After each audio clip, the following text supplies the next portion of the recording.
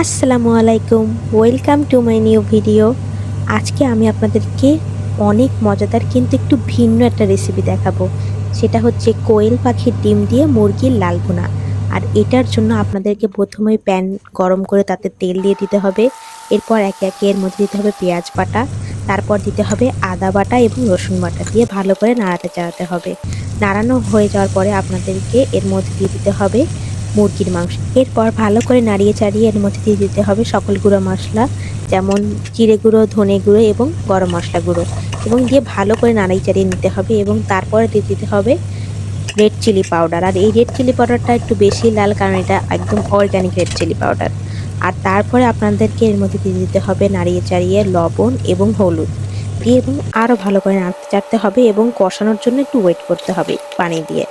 এবং এরই মাঝখানে আপনাদেরকে করে নিতে হবে দুইটা কাজ। এখন আপনাদের করতে হবে কোয়েল পাখির ডিমকে ভাজতে হবে। কোয়েল পাখির ডিমটা হলুদ এবং লবণ দিয়ে সামান্য ভাজা হয়েছে, এবং তারই সাথে আলুটাকে ছোট ছোট করে কেটে হলুদ এবং লবণ দিয়ে একটু ভেজে নেওয়া হলো। এখন দেখা যাচ্ছে যে মাংসটা কতটুকু কষানো হচ্ছে সেটা চেক করা হচ্ছে।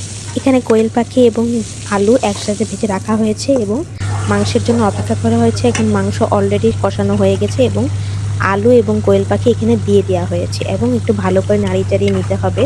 এবং ভালো করে নাড়ানো চড়ানো হয়ে যাওয়ার পরে এর মধ্যে দিয়ে দিতে হবে সামান্য টক দই। এখানে এটা আপনারা নাও দিতে পারেন, এটা একদমই অপশনাল ব্যাপার। তবে একটু টক দই দিলে একটু বেশি টেস্ট হবে, কিন্তু টক দই ছাড়াও কিন্তু অনেক বেশি টেস্টি হয়। মানে এখন আলু সিদ্ধ হওয়ার একটু অপেক্ষা করতে হবে। আর তারপর আপনারা দিয়ে দেবেন গরম মশলা গুঁড়ো এবং সামান্য একটু নাড়িয়ে চাড়িয়ে ঢেকে দিতে হবে। তার কিছুক্ষণ পরেই এরকম সুন্দর গরম গরম কোয়েল পাখির ডিম দিয়ে মুরগির লাল ভুনা রেডি।